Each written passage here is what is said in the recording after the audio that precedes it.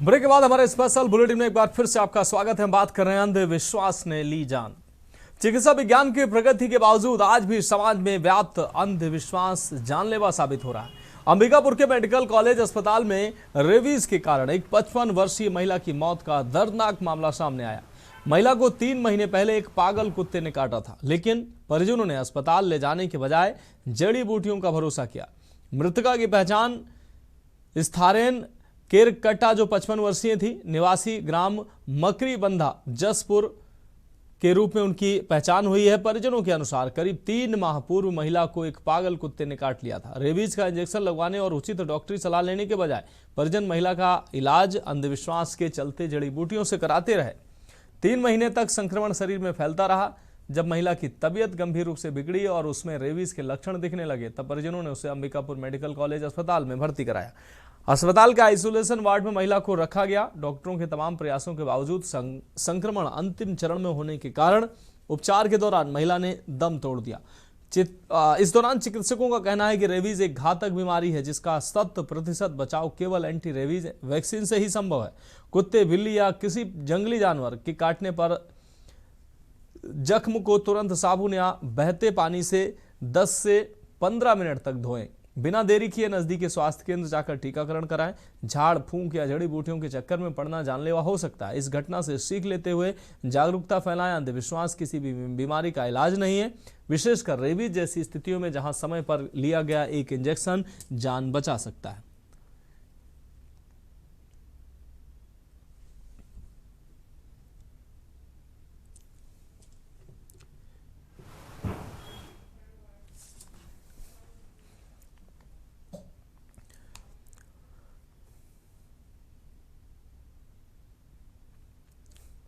और अब बात करेंगे भत्ता वितरण पर सवाल।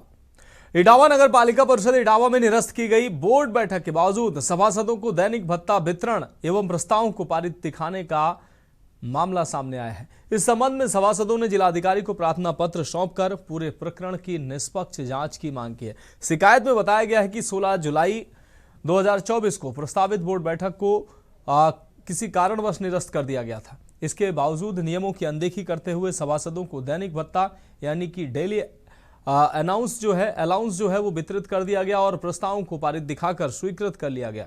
आरोप है कि यह कार्रवाई उत्तर प्रदेश नगर पालिका अधिनियम एवं वित्तीय नियमों के विरुद्ध है। साथ ही संबंधित अधिकारियों एवं जिम्मेदार व्यक्तियों की मिलीभगत से सरकारी धन का दुरुपयोग किए जाने की आशंका जताई गई।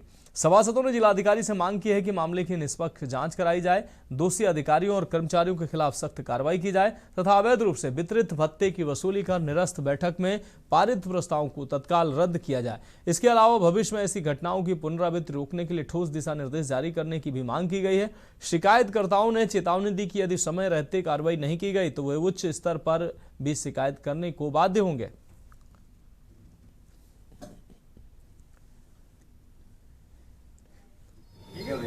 इटावा की नगर पालिका के द्वारा विकास के कार्य मात्र 3 लोगों के पास किए जा रहे हैं। विकास के काम के नाम पर इटावा के शासी अधिकारी का पेट भरा जा रहा है, नगर पालिका के अध्यक्ष का और नगर पालिका के जो ठेकेदार हैं, जो ठेकेदार और अध्यक्ष जी को काम होते हैं, जो बिल्कुल जनता के द्वारा जो काम होने चाहिए वो काम नहीं होते हैं। आप उदाहरण आप देख रहे हैं के न्यूज, खबरों का सारथी।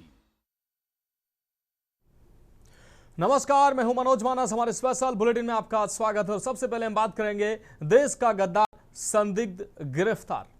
देश का गद्दार संदिग्ध गिरफ्तार, जिस पर आज हम बात करें। उत्तर प्रदेश के बाराबंकी जिले के किंतूर गांव में एटीएस ने बड़ी कार्रवाई करते हुए दानियाल अशरफ नाम के युवक को गिरफ्तार किया है। दानियाल पर आरोप है कि वह पाकिस्तानी गैंगस्टर शहजाद भट्टी और पाकिस्तानी खुफिया एजेंसी आईएसआई के इशारे पर भारत के महत्वपूर्ण ठिकानों पर हमले की योजना बना रहा था। एटीएस के सूत्रों के अनुसार दानियाल लगातार सीमा पार बैठे आकाओं के संपर्क में था। वह सोशल मीडिया और अन्य मैसेजिंग ऐप्स के जरिए संवेदनशील जानकारियां साझा कर रहा था। उसकी गिरफ्तारी अलर्ट मोड दी गई है।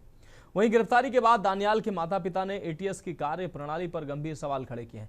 परिजनों का कहना है कि पुलिस उसे किसी और मामले के बहाने घर गई थी। आपको बता दें कि दानियाल का बड़ा भाई कुमैल अंसारी पिछले 1.5 साल से ओमान में रहकर काम कर रहा है। परिजनों का दावा है कि उनका बेटा निर्दोष है और उसे सोची समझी साजिश के तहत फंसाया जा रहा है।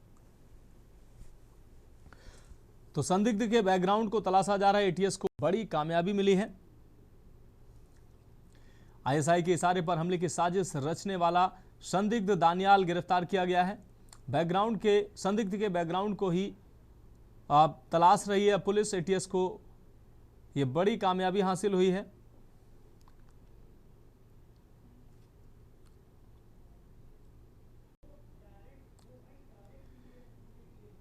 तो गिरफ्तारी के बाद स्थानीय पुलिस अलर्ट मोड पर है और सुरक्षा व्यवस्था कड़ी कर दी गई। वहीं गिरफ्तारी के बाद दानियाल के माता पिता ने एटीएस की कार्यप्रणाली पर गंभीर सवाल खड़े किए हैं। परिजनों का कहना है पुलिस उसे किसी और मामले के बहाने लेकर गई थी। तो दानियाल जो है पाकिस्तान में बैठे शहजाद भट्टी के इशारे पर और देश विरोधी लोगों के इशारे पर देश में किसी बड़े आतंकी घटना को करने की फिराक में था।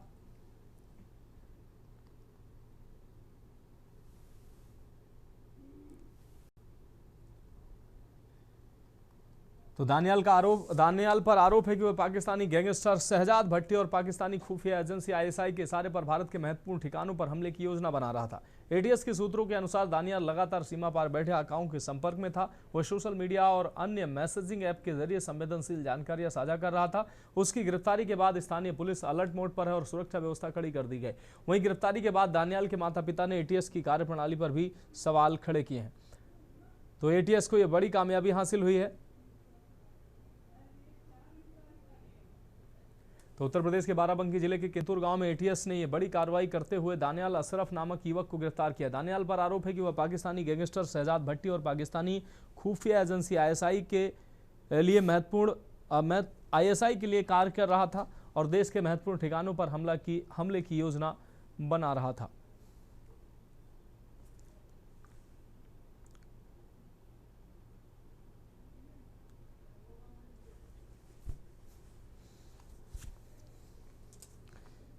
संदिग्ध के बैकग्राउंड को पुलिस अब तलाश रही है। एटीएस को इस दौरान बड़ी कामयाबी मिली है।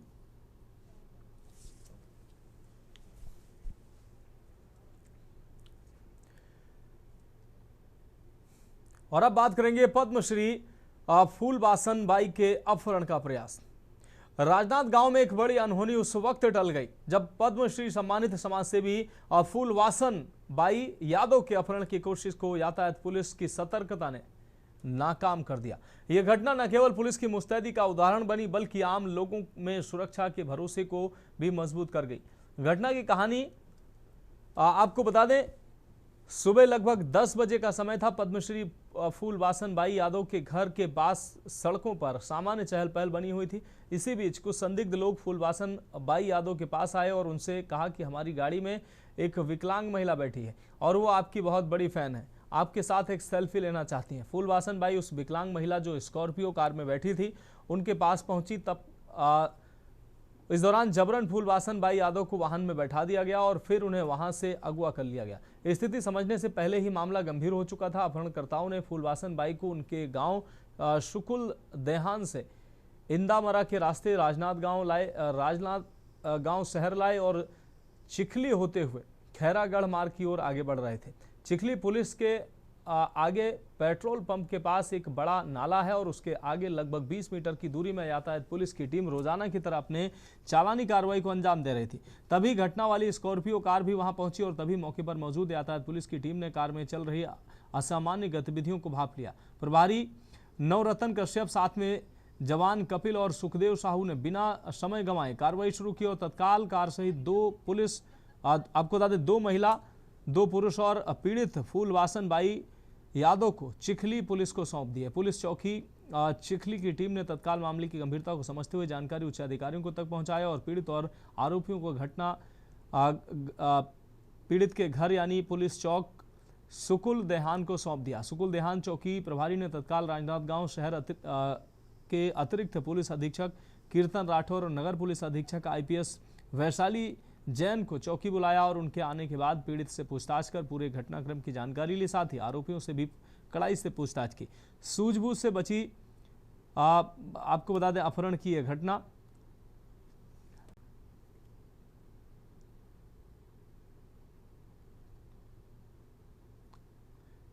इस पूरे घटनाक्रम में पुलिसकर्मियों की बहादुरी और त्वरित निर्णय ने एक बड़ी घटना को टाल दिया। शहर में चर्चा का विषय ये घटना बनी हुई है। पूरे राजनाथ गांव में इस साहसिक कार्य की चर्चा होने लगी है। लोगों ने पुलिस टीम की सराहना करते हुए कहा कि अगर समय पर कार्रवाई न होती तो परिणाम गंभीर हो सकते थे। पुलिस का बयान भी सामने आया। अधिकारियों ने त्वरित कार्रवाई की।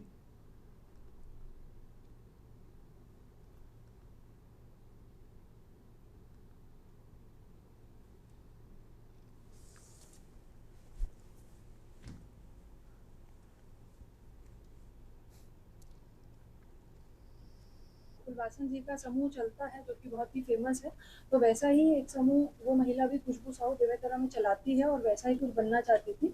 उसकी ऐसी अपेक्षा थी कि कुछ समूह की महिलाओं को वो उनको दे देती ताकि वो अपने समूह का विस्तार कर सकती थी। तो इसी में प्रेशर क्रिएट करने के लिए उसके द्वारा उन्हें किडनैप करके ले जाया जा रहा था। एक कांस्टेबल ही उन्हें दिया गया जो कि हमेशा उनके साथ में रहेगा। देखिए, विधानसभा से लेकर सड़कों तक कांग्रेस पार्टी इस विषय को लड़ेगी और इसको सुनिश्चित करेगी कि हमारी बहन को सुरक्षा मिले, पद्मश्री अवार्डियां और ऐसे जो प्रसिद्ध छत्तीसगढ़ में लोग हैं, विभूतियां हैं, उन सभी की सुरक्षा व्यवस्था को सरकार सुनिश्चित करे। जब छत्तीसगढ़ की गवर्नमेंट भारतीय जनता पार्टी की किसी नेता को प्रदेश के बाहर सुरक्षा दे देती है, उनके लिए व्यवस्थाएं कर देती है, तो हमारी छत्तीसगढ़ की बेटी के लिए क्यों नहीं करेगी? सर, आज 1-2 महिला पुरुष घर में आ गए 10:30 बजे। एक विकलांग लड़की है, चल फोटो खिंचाना करके आगे और उठा के ले गए। मोला एक मानवता के अनुसार घर से बाहर निकले, कुछ पकड़े नहीं रहे हाथ में और चढ़ाई दबा के दरवाजा लगे सो ले गए। मैं सबसे पहले धन्यवाद देता हूँ। आज जो मैं खड़े हूँ तो पुलिस प्रशासन के जो आज जो अभियान लगातार चलाते, एसपी, सीएसपी, डीएसपी और समस्त पूरा टीम ला जिगर अभियान जो 12 बजे 11:30 पौने 12 बजे भी इतना सब यहाँ रोड में खड़े होके यानी कि एक गाड़ी का रोक लेना है, मैं अपन आंख से देखी हूँ।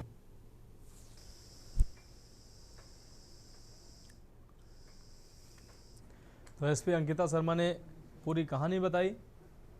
फूलवासन बाई के अपहरण का बड़ा खुलासा हुआ। पुलिस की तत्परता से कहीं ना कहीं ये बड़ी घटना टली है।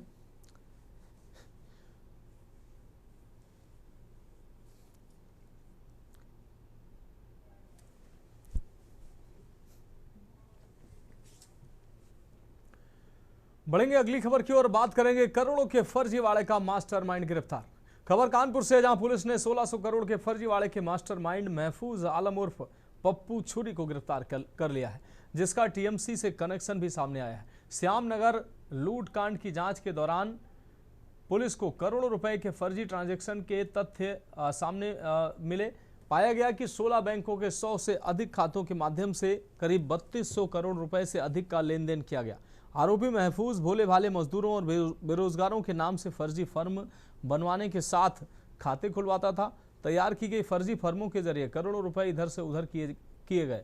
जांच में स्लॉटर हाउस, जीएसटी फ्रॉड और हवाला नेटवर्क के लिंक भी उजागर हुए हैं।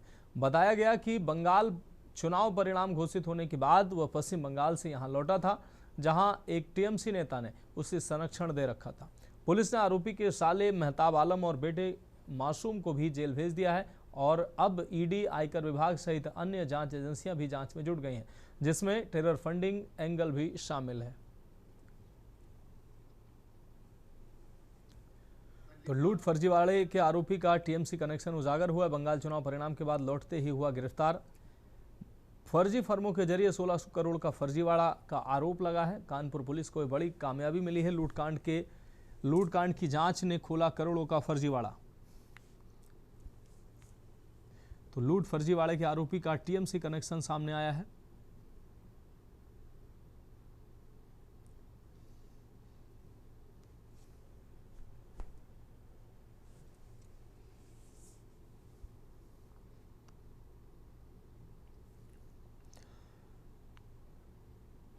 लूट फर्जीवाड़े के आरोपी का टीएमसी जो वादी थे उनके द्वारा एफआईआर नहीं लिखाई गई थी और हमारी टीम द्वारा उसका इन्वेस्टिगेशन कराया गया। इन्वेस्टिगेशन में जो 5 लोगों को पकड़ा गया जिन्होंने लूट की घटना करी थी और उसमें 11 लाख की बरामदी हुई थी।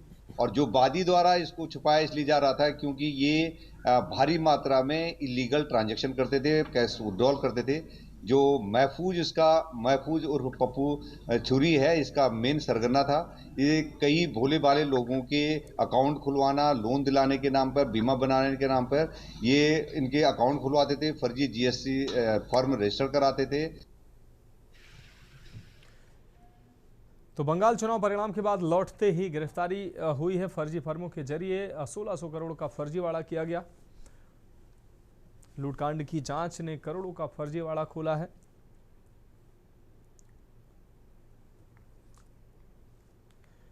लूट फर्जीवाड़े के आरोपी को पुलिस ने गिरफ्तार किया है। आपको बता दें 3200 करोड़ रुपए से अधिक का लेन देन इन फर्जी खातों के द्वारा किया गया। आरोपी महफूज भोले भाले मजदूरों और बेरोजगारों के नाम से फर्जी फर्म बनवाने के साथ साथ खाते खुलवाता था। तैयार की गई फर्जी फर्मों के जरिए करोड़ों रुपए इधर से उधर किए गए। जांच में स्लॉटर हाउस, जीएसटी फ्रॉड और हवाला नेटवर्क के लिंक भी उजागर हुए हैं। बताया जा रहा है कि बंगाल चुनाव परिणाम घोषित होने के बाद महफूज पश्चिम बंगाल से यहाँ लौटा था, जहाँ एक टीएमसी नेता ने उसे संरक्षण दे रखा था। पुलिस ने आरोपी के साले मेहताब आलम और बेटे मासूम को भी जेल भेज दिया है। अब ईडी, आयकर विभाग सहित अन्य जांच एजेंसियां भी जांच में जुट गई हैं, जिसमें टेरर फंडिंग एंगल भी शामिल है।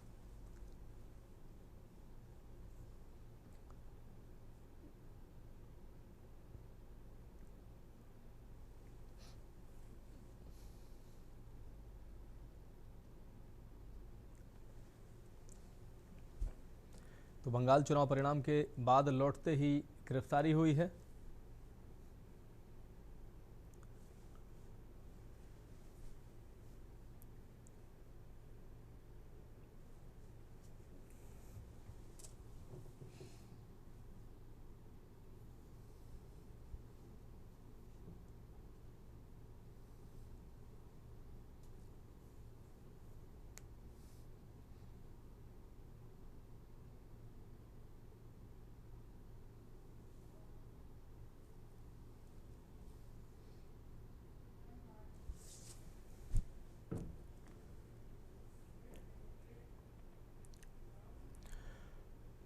तो फिलहाल हमारे स्पेशल बुलेटिन में वक्त एक ब्रेक का, जल्द हाजिर होंगे। ब्रेक के बाद हमारे स्पेशल बुलेटिन में एक बार फिर से आपका स्वागत है। अब बढ़ेंगे अगली खबर की ओर, बात करेंगे वेंटिलेटर पर स्वास्थ्य सिस्टम। आपको बता दें कन्नौज से स्वास्थ्य विभाग की संवेदनहीनता और बदहाली की एक ऐसी तस्वीर सामने आई है जिससे सरकारी दावों की पोल खुल गई है। आपको बता दें जहां एक तरफ सरकार बेहतर स्वास्थ्य सुविधाओं का दम भरती है, वहीं तिरवा राजकीय मेडिकल कॉलेज में मरीजों की जान के साथ सरेआम खिलवाड़ हो रहा है। ताजा मामला तिरवा मेडिकल कॉलेज और पास के हंसापुर क्षेत्र का है। वायरल वीडियो और मिल रही जानकारी के अनुसार मेडिकल कॉलेज में इलाज न मिलने के कारण मरीजों को बाहर का रास्ता दिखा दिया गया। स्थिति इतनी भयावह है कि बीमार बुजुर्ग और लाचार मरीज खुले आसमान के नीचे जमीन पर बैठकर ग्लूकोज की बोतल चढ़वाने को मजबूर हैं। मरीजों के हाथों में ड्रिप जो है लगी हुई है और वे अस्पताल परिसर के बाहर बेसहारा पड़े हुए हैं। अस्पताल प्रशासन की संवेदनहीनता के कारण तीमारदार अपने परिजनों को लेकर दर दर भटक रहे हैं।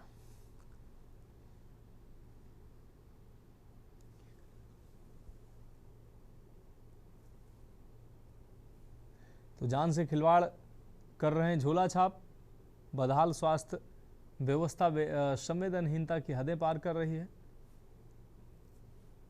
ग्लूकोज बॉटल लगी डिप के साथ मरीज बाहर लेटे हुए हैं। ये तस्वीरें आपको दिखा रहे हैं। अभी तक जो है हमने लगभग 10 लोगों के खिलाफ एफआईआर कर रखी है और कल भी जो मामला संज्ञान में आया था वो पहुँच के तो हमने शटर डाउन करवाया है, उसका बंद करवाया है, लॉक लगवाया है और उसको नोटिस किया। जैसे ही नोटिस का जवाब आता है उसके हिसाब से नोटिस के अनुसार कार्रवाई। और वहाँ पे पब्लिक को भी हमने से पूर्वा का मैटर था, पब्लिक को भी वहाँ पे इकट्ठा थी, उसको भी हमने अवेयर किया है कि आपके पास में ही इतनी बड़ी सीएससी बनी हुई है और हॉस्पिटल बने हुए हैं, आप इन झूला साहब के इलाज ना कराइए। कन्नौज के राजकीय मेडिकल कॉलेज में डॉक्टरों की संवेदनहीनता का एक ऐसा वीडियो वायरल हो रहा है जिसको देखकर हर कोई यही कहने को मजबूर है कि अगर यहाँ इलाज नहीं मिलेगा तो मजबूरी में कहीं तो इलाज कराना ही है। मेडिकल कॉलेज में एक बुजुर्ग है जिसका इलाज करते समय उसको ये कहा गया कि यहाँ पर जगह नहीं है, जैसा उसने आरोप लगाया, और उसके बाद उसको ग्लूकोज की डिप की बोतल एक लगाकर, उसके हाथ में डिप लगाकर उसको बाहर भेज दिया गया, जिसके बाद वो बड़ी जो फर्श है वहां पर बैठा रहा और उसके साथ जो उसका तीमारदार था वो ग्लूकोज की बोतल को हाथ में लिए खड़ा रहा और मजबूरी में ही जमीन पर बैठ के ही उसने अपने ऊपर अपने शरीर में ग्लूकोज को चढ़वाया, जिसका वीडियो सोशल मीडिया पर वायरल हो रहा है। तो वहीं तिरवा क्षेत्र में कुछ ऐसे भी वीडियो वायरल हो रहे हैं जो स्वास्थ्य विभाग की कार्यप्रणाली पर बड़ा सवाल खड़े करते हैं, क्योंकि जब यहाँ पर सरकारी अस्पताल में इस तरह से इलाज मिल रहा है तो कहीं ना कहीं मजबूरी में लोग इलाज कराने जाएंगे। तो एक झोला छाप का भी वीडियो वायरल हो रहा है, जहां पर देखा जा रहा है तख्त पे लेटकर इलाज हो रहा है, दीवार के सहारे, किसी लकड़ी के सहारे वहां पर ग्लूकोज और डिप चढ़ाई जा रही है। तो ये जानलेवा जो इलाज है झोला छाप, ये खुलेआम इस तरह से चल रहा है, लेकिन इसके पीछे की दरअसल सच्चाई क्या है? अगर मेडिकल कॉलेज में कोई भी आता है तो वो बहुत परेशान व्यक्ति होता है, इलाज कराने के लिए आता है,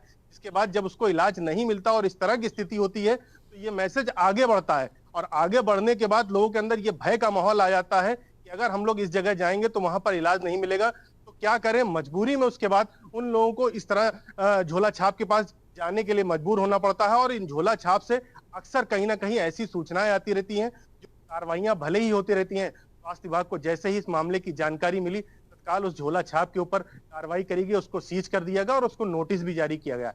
लेकिन मेडिकल कॉलेज की इस व्यवस्था पर आखिर कब सुधार होगा, ये भी अपने आप में बड़ा सवाल है। अमित मिश्रा, के न्यूज।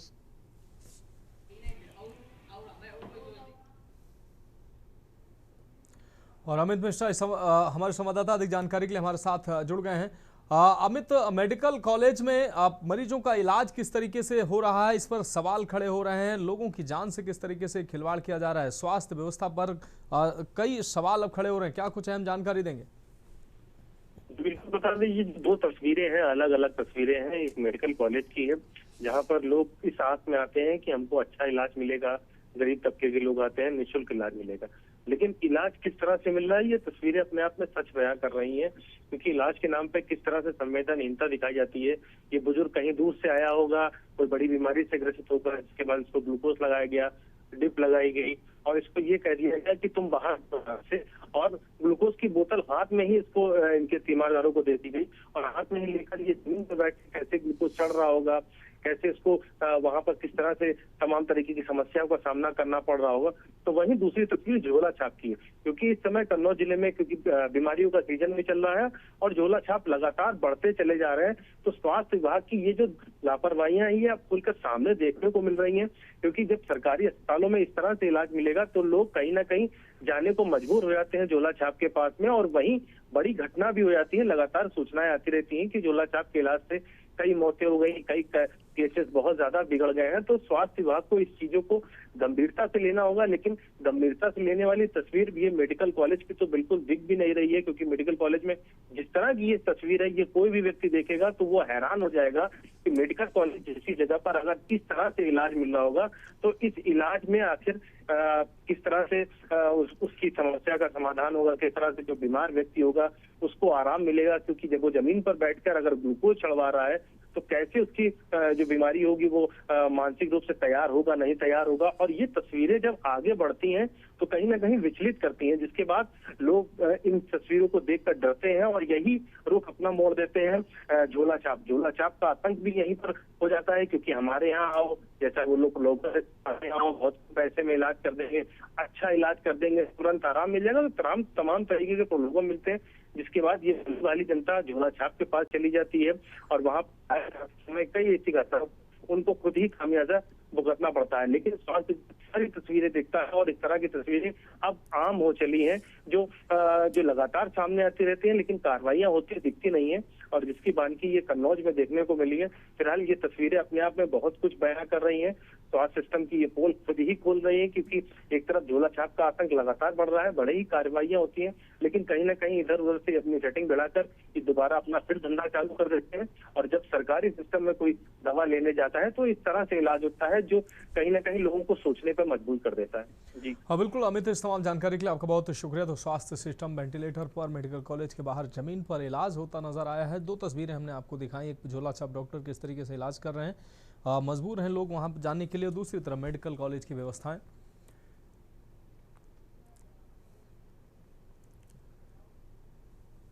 और अब बात करेंगे आस्था भारी आंकड़े जारी। उत्तराखंड में विश्व प्रसिद्ध चारधाम यात्रा अपनी पूरी गति के साथ आगे बढ़ रही है। प्रदेश के पर्यटन मंत्री सतपाल महाराज ने यात्रा के ताजा आंकड़े जारी करते हुए बताया कि इस वर्ष श्रद्धालुओं में भारी उत्साह देखने को मिल रहा है और अब तक कुल पंजीकरण का आंकड़ा 28 लाख पार हो चुका है। धाम के अनुसार पंजीकरण का विवरण पर्यटन मंत्री ने इस प्रकार साझा किया है। केदारनाथ धाम 10 लाख से अधिक, बद्रीनाथ धाम 8 लाख से अधिक और गंगोत्री 4.5 लाख से अधिक और यमुनोत्री धाम में 4 लाख से अधिक, हेमकुंड साहिब में 37,085 रजिस्ट्रेशन बताए गए।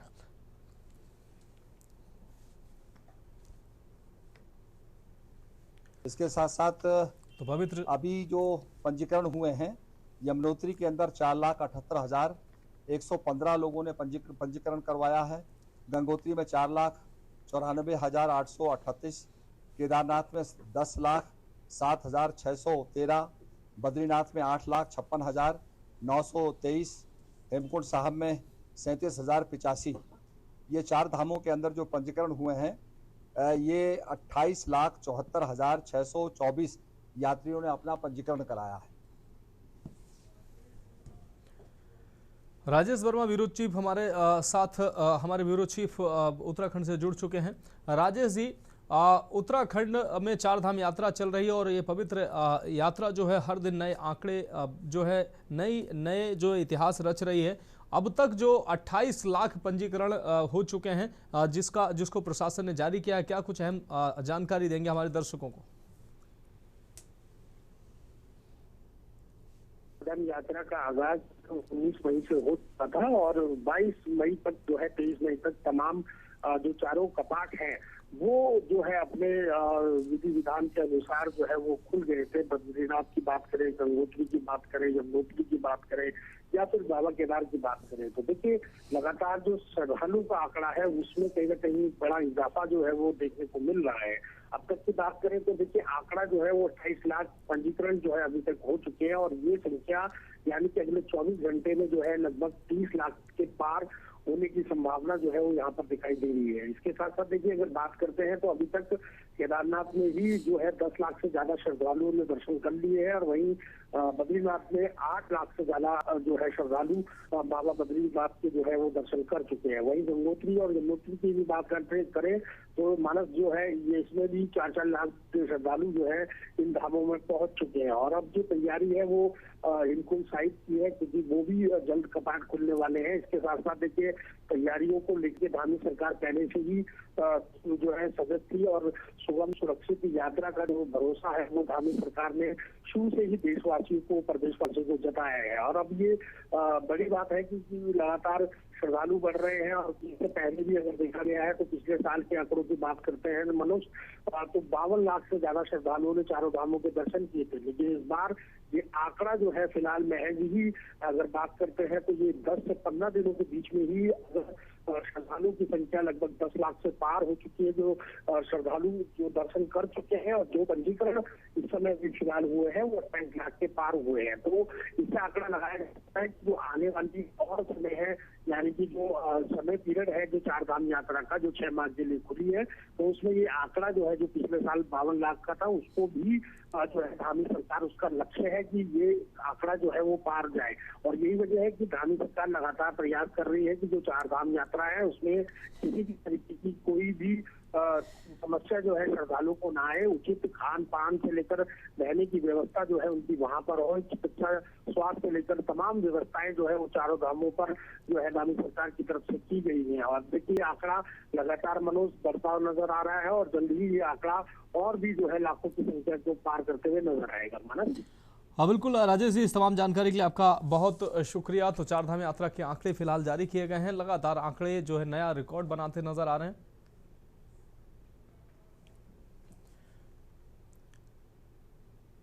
और अब बात करेंगे संतों में उबाल, ब्रांड पर सवाल।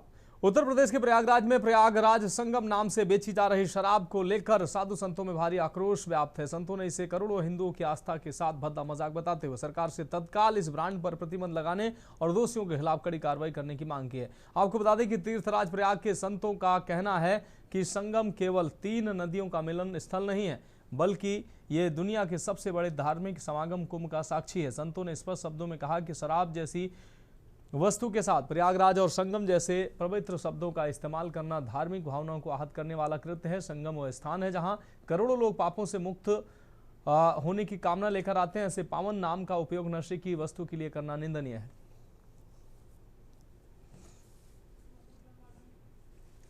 और इस खबर पर अधिक जानकारी के लिए हमारे संवाददाता मधुर दरबारी हमारे साथ जुड़ गए हैं। मधुर, प्रयाग और संगम जो नाम जो है वो इस्तेमाल शराब के लिए करना कहीं ना कहीं आस्था के साथ खिलवाड़ है और इसको लेकर संतों में उबाल है। क्या कुछ अहम जानकारी सामने आ रही?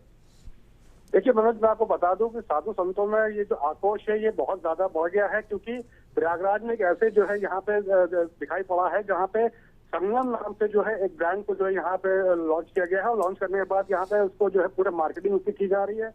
मार्केट में हर जगह ये दिख रही थी और उसके अलावा जब ये बिक्री ज्यादा बढ़ गई, लोगों में ज्यादा इसकी जो है पहचान हो गई, लोगों के बीच में ज्यादा जाने लग गई, तो ये जो है ये पूरा मुद्दा जो है निकलकर सामने आया है। इसको नोटिस मिल गया। इसके बाद जो साधु संतों को जब पता चला कि प्रयागराज में इस तरीके से या प्रयागराज के और भी मार्केटों में जो है इसको देखा जा रहा है कि संगम नाम से जो ब्रांड बेचा जा रहा है, तो इसको लेकर जो साधु संत है उनमें खासा आक्रोश इसको लेकर के रहा और उन्होंने तत्काल रूप से जो है सरकार से ये मांग की है कि इनको जो भी इस तरह कृत्य कर रहे हैं, कुकृत्य कर रहे हैं, उनको तत्काल जो है उन पर कार्रवाई की जाए, उनको जो है अरेस्ट किया जाए। अगर ऐसा नहीं होता है तो जो साधु संत हैं वो धरना प्रदर्शन करेंगे और सरकार के खिलाफ वहाँ प्रदर्शन करेंगे। और जो भी ये मामला निकलकर सामने आ रहा है इसको लेकर के मैंने जैसे कहा कि जो साधु संत है वो काफी आक्रोशित दिखाई पड़ रहे हैं, क्योंकि जहाँ तक संगम की बात है, संगम जो है वो धार्मिक स्थल है, बहुत बड़ा स्थल है, पूरे विश्व में इसका नाम है। और यहाँ पे सबसे बड़ा आयोजन जिसे कहते हैं, जैसे महाकुंभ अभी हुआ था, करीब 66.5 करोड़ लोगों ने यहाँ पे आस्था की डुबकी लगाई थी। तो ऐसे में जो संगम है वो निश्चित रूप से संगम और प्रयाग ये जो शब्द है ये आस्था के प्रतीक है और इनके नाम किसी शराब और मंदिरा के साथ जोड़ना निश्चित रूप से निंदनीय। संतों में आक्रोश है। बहुत शुक्रिया मधुर इस तमाम जानकारी के लिए। तो फिलहाल हमारे इस बुलेटिन में अभी के लिए इतना ही। मुझे दीजिए इजाजत और आप देखते रहिए के न्यूज़ इंडिया।